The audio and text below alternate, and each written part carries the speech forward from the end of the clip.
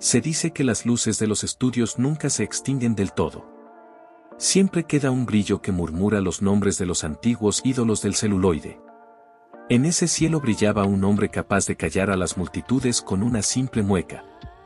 Fue el cómico más preciso, el galán sorpresivo, el héroe inesperado del cine mexicano. Pero tras su sonrisa de papel se gestaba una tragedia feroz. Tras filmar decenas de películas y regalar risas, su mundo se derrumbó cuando la muerte se llevó a su hija de 13 años, arrebatada por una enfermedad cruel que desolló plegarias y ruegos. Ese golpe, más duro que cualquier crítica, lo dejó tambaleándose, buscando desesperado un ancla emocional en la primera corriente que hallara.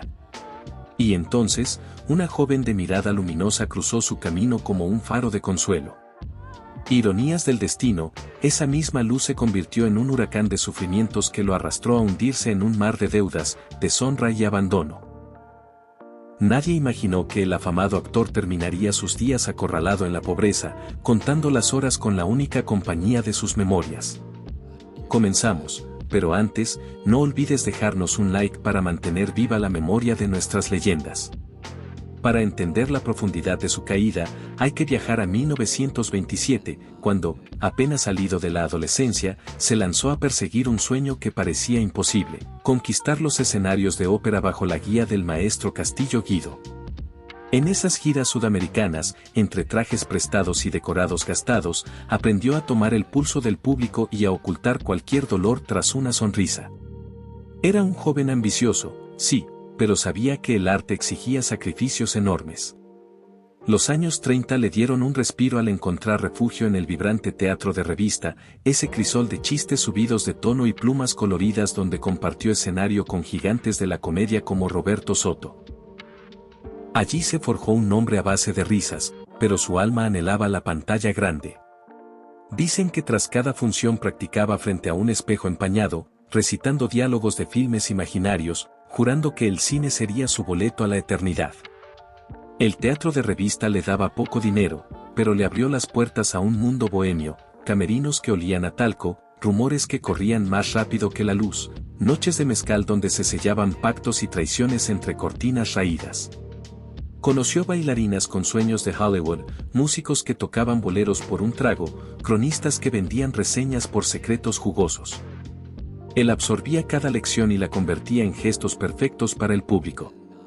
Esa escuela le enseñó que la risa, para ser auténtica, necesita un toque de tragedia. El gran salto llegó en 1941, con un papel pequeño en El gendarme desconocido, junto al incomparable Cantinflas. Esa breve aparición bastó para que los productores vieran un tesoro. Su chispa cómica, su gesto flexible y su voz única se volvieron el ingrediente clave de cualquier éxito. Así arrancó una carrera fulgurante que lo llevó a actuar en más de 150 películas y unas 80 obras de teatro, un récord que pocos han igualado. Tras su primera cinta importante, los años 40 lo acogieron con alfombras rojas y clubes donde las orquestas detenían el mambo para rendirle homenaje con trompetas. En el Salón México firmaba contratos en servilletas y apostaba fortunas en carreras de caballos.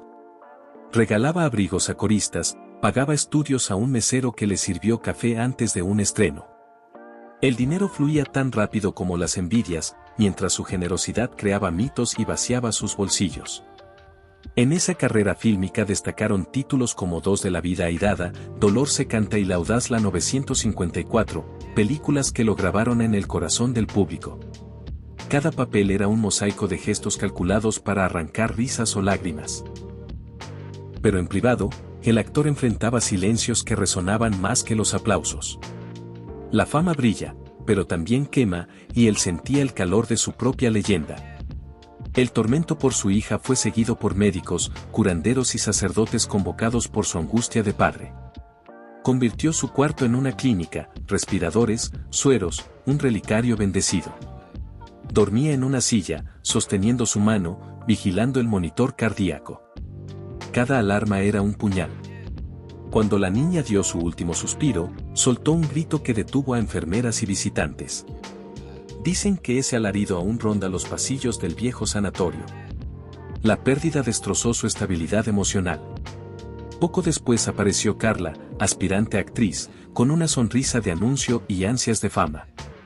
La conoció en el programa Mujeres, Mujeres y algo más, y su voz joven le evocó días felices. Ese espejismo lo llevó a abrir su cartera sin límites. Pagó clases, fotos glamorosas, vestuarios deslumbrantes, hasta papeles protagónicos comprados con cheques. Testigos dicen que gastaba en una semana lo que un obrero no ganaba en un año. La prensa sensacionalista encontró en ellos un filón. Bella y bestia, titulaban, caricaturizando al sexagenario y a la veinteañera. Programas de radio hacían encuestas sobre cuánto duraría el romance, mientras revistas publicaban fotomontajes de ella como novia y él con un bastón. Críticos crueles decían que Carla era una cazafortunas y que él padecía un síndrome de Pigmalión incurable. Cada titular era un paso al abismo, pues las productoras dudaban de su juicio y las aseguradoras subían sus pólizas. Pero la historia tomó un giro cruel. Carla, atrapada en el lujo, empezó a exigir pagos exorbitantes. Rumores decían que cobraba en efectivo antes de ensayar, pedía suites con jacuzzi, fingía cariño solo ante cámaras. Él, entre amor y culpa, no supo parar la locura. Su diabetes empeoraba. Inyecciones, dietas, exámenes consumían sus ahorros. La Asociación Nacional de Actores organizó funciones benéficas, pero los préstamos se desvanecían rápido. Cada peso parecía esfumarse en las uñas pintadas de Carla, que ya negociaba contratos internacionales y evitaba fotos con su benefactor para no dañar su imagen joven. Se habló de un romance secreto, que ella alimentaba con sonrisas evasivas, mientras él callaba para protegerla. En su casa, las peleas estallaban. Familiares furiosos reclamaban joyas empeñadas, escrituras hipotecadas, lo llamaban ingenuo, obsesionado. Un hermano gritó que cavaba su tumba, él respondió con un portazo que sacudió los retratos. Al dolor de padre se sumaba la vergüenza de ser juzgado como derrochador y engañado. Los médicos advertían que sin controlar el estrés y la glucosa, quedaría ciego o amputado. Pero las advertencias no servían. Cada día traía una nueva deuda, un traje para Carla, la renta de un set o un soborno a un productor. Para pagar, aceptó papeles menores, incluso de extra, tragando su orgullo. En una comedia barata, sufrió un desmayo por hipoglucemia. Algunos dicen que Carla, en vez de preocuparse, pidió un camerino más grande. El incidente se minimizó, pero los médicos temían un paro cardíaco. Aún así, volvió al set al día siguiente, temblando, para evitar multas. Cuando el dinero se agotó y los acreedores llamaron, Carla desapareció. Cambió de casa, teléfono, amigos, dejando una nota fría deseándole salud. La humillación fue total. Los tabloides se burlaron, diciendo que el ídolo fue usado y desechado como un pañuelo. Sin fondos, con su carrera opacada por nuevos rostros, subastó premios, vestuarios, guiones anotados. Cada objeto iba a coleccionistas morbosos, mientras él firmaba recibos con desesperación. Su sala, antes llena de fiestas con mariachi, se volvió un cuarto oscuro donde solo sonaba un reloj a medio pagar. Los periódicos decían que vivía de recuerdos, ocultando una verdad cruel. Su despensa tenía garbanzos y un par de latas de atún. Cuando un reportero tocaba su puerta, se ajustaba una corbata gastada y negaba la estafa, pidiendo no culpar a la joven. Era su última defensa, protegerla aunque lo hubiera abandonado. Sus males crecían, neuropatía diabética que hacía cada paso un tormento, úlceras que no sanaban, vista borrosa que inutilizaba los guiones. Necesitaba insulina importada, vendas especiales, citas con especialistas. Cada factura era una condena. Hubo intentos de una colecta, pero el público, atrapado en nuevos escándalos, lo ignoró. Planeó una gira teatral de despedida, 20 ciudades, 12 actores, escenas clásicas. Empezó con entusiasmo, pero al tercer destino se quedó sin fondos ni fuerza. Un empresario huyó con la taquilla, un utilero rompió el telón. Hubo noches con la primera fila vacía, pero él se maquillaba y recitaba con la voz rota. Cuando la gira colapsó, volvió a la capital con una maleta de ropa sucia y recortes de tiempos mejores. La Asociación de Actores organizó un homenaje para pagar su tratamiento. Esa noche, los reflectores iluminaron su figura frágil. Recibió una ovación larga, pero no hubo milagros. De vuelta a casa, apretaba la medalla, sabiendo que quizá la empeñaría para la renta.